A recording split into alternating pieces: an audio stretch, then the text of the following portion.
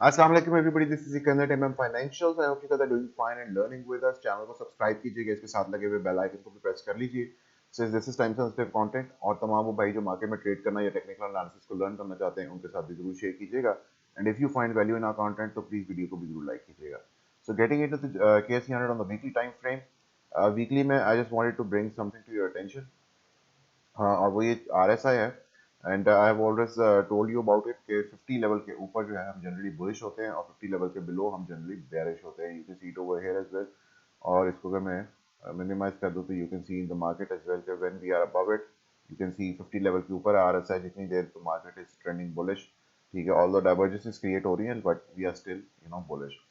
तो उसी तरह जब मार्केट कंसोलिडेट करती है या साइडवेज जाती है या पुल बैक करती है तो we are below the 50 level. यहाँ पे भी आप देख सकते हैं कि यहाँ से यहाँ पे जो रैली आई उसमें वीकली जो हमारे पास आरएसआई थी वो 50 लेवल से ऊपर थी। And we had a rally, और उसके बाद जब 50 लेवल के नीचे आई right over here along with the breakage of 55 exponential, हम we got bearish over here as well. इसी तरह उसके बाद फर्दर मोर यहाँ पे हम थोड़ा ऊपर आए लेकिन सस्टेन नहीं कर सके। एंड यू कैन सी यहाँ पर भी प्राइस एक्शन भी सस्टेन नहीं किया, and then we again came below that. और उसके बाद दोबारा जो था एक मेल्टडाउन हो गया डाउन साइड, और फिर हमारे पास दोबारा जो यहाँ पे आरएसआई थी that was in the below 50 level. और आप देख रहे हैं कि हर दफा 50 से रिजेक्शन चलती आ रही है। So just want to bring that to your attention के यहाँ तक हमारे पास जो रैली थी, you can see it over from March 20 lows में, जब हम फाइनली 21 एक्सपोनेंशियल के ऊपर आए यहाँ पे along with the breakage of the weekly 50 level on the RSI। तो उसके बाद मार्केट बुलिश हुई और उसके बाद एक रैली रही। So now it can be a consolidation for some time, or until unless we again start rallying back and the 50 level gets broken to the upside। तो अब तब तक जो है हमारे पास एक चांस जरूर है of the down side momentum, क्योंकि हमारे पास जो वीकली आरएसआई है that is below the 50 level. और आप यहाँ पे देख सकते हैं कि हमने प्रीवियसली 2 टाइम्स जो है इसी लेवल से बाउंस किया हुआ है। Then we finally broke it the third time, और उसके बाद दोबारा ऊपर आए and we failed over here. और अब दोबारा हम उसके नीचे हैं, और इस वक्त जो दोबारा 50 लेवल है उसके पास आरएसआई आती चली जा रही है। You can see it over here. तो आपके पास यहाँ पे may be next like 2 3 4 weeks, अगले एक महीने तक ये आरएसआई जो है इट कैन टेक, डिपेंड करता है कि आरएसआई कितनी जल्दी ऊपर आती है और प्राइस एक्शन कितनी जल्दी ऊपर जाता है, तो उससे में डिपेंड करेगा सारा। लेकिन इसका जो यहाँ पे मैं ये नहीं कह रहा कि definitely going to get rejected from 50, but this is something that you need to watch in coming weeks. क्योंकि जब अगर ये 50 लेवल यहाँ से रिजेक्ट हो जाता है फ्रॉम द 50 लेवल, आरएसआई अगर रिजेक्ट हो जाती है, so this is not going to be good for KSE 100. Although I personally don't think so, but then again, personal opinions अपनी जगह, technical analysis अपनी जगह। So technically अगर हम 50 से दोबारा रिजेक्ट होते हैं from this level in coming 1 2 3 और 4 weeks, क्यों 1 2 3 इसलिए मैं कह रहा हूँ क्योंकि जो RSI है it depends on the price action. जितनी जल्दी प्राइस एक्शन ग्रो करेगा RSI उतनी जल्दी से ऊपर आएगी। So that can happen in a single week as well, and it can take up to 4 to 5 weeks as well। अगर इसी तरह जिस तरह के हमारे पास अभी करंटली कैंडल्स आ रही हैं, small body candles on the weekly time frame, अगर इसी तरह की छोटी छोटी कैंडल्स आती रहती हैं तो this can take up to 1 month of a time. So just watch that. आप इसको जो है अपने पास एक जिस तरह ये फिबोनाची ऑल द टाइम मेरे पास लगी होती है, you can watch out for this level as well, 50 level on the RSI. और इसके साथ जो हमारे पास जो लार्जर टर्म टाइम फ्रेम में 0.618 था उसको भी आप you can just have it by your side at all the times, ताकि आपको डेली अपडेटेड रहे कि इस वक्त हमारे पास पोजीशन क्या है। सो स्मॉलर टर्म टाइम फ्रेम में कल मैंने आपको बताया था कि ब्रेकआउट हो गया है ऑन दी आवरली। फाइनली काफ़ी डिले करवा के जो है ब्रेकआउट हुआ।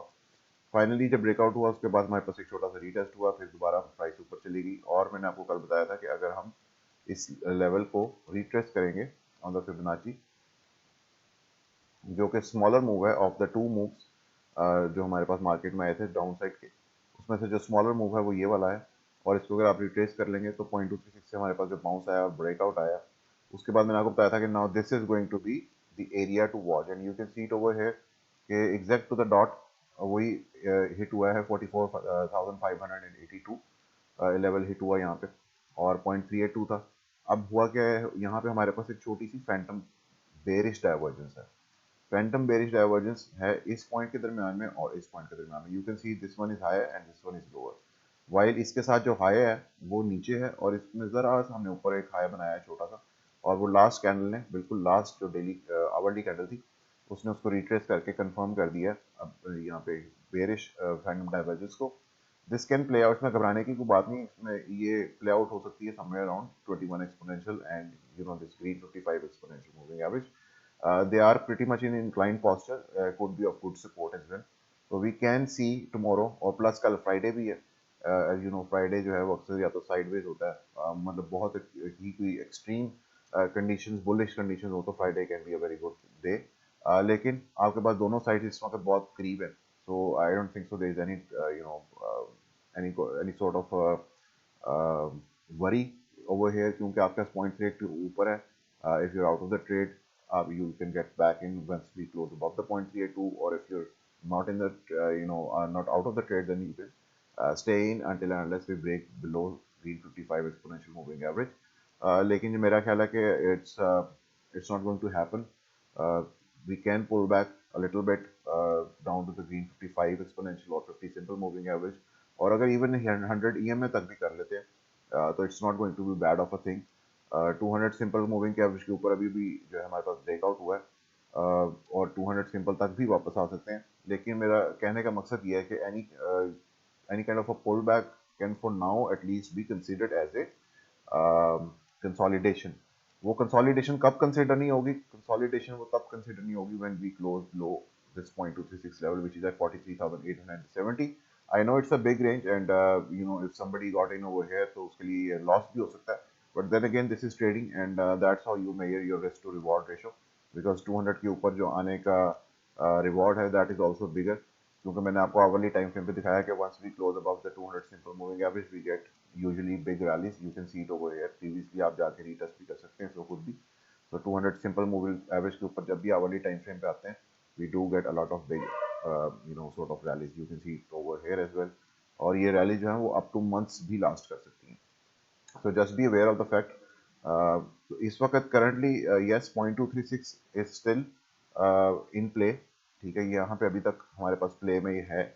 ऑल्दो हम ऊपर क्लोज कर चुके हैं, बट आई थिंक एक कंसोलिडेशन अगर होगी because of this Phantom bearish divergence between this point and this point. कल मैंने मेंशन भी किया था अपनी रिपोर्ट के अंदर भी, if you subscribe to the MM financial website, उसमें भी रिपोर्ट में भी पब्लिश किया था कि we should claim this area 44,582 without forming a divergence. लेकिन डाइवर्जेंस फॉर्म हो गई. इट्स अ फैंटम डाइवर्जेंस, और थोड़ा सा डाउन साइड पे प्ले हो सकता है.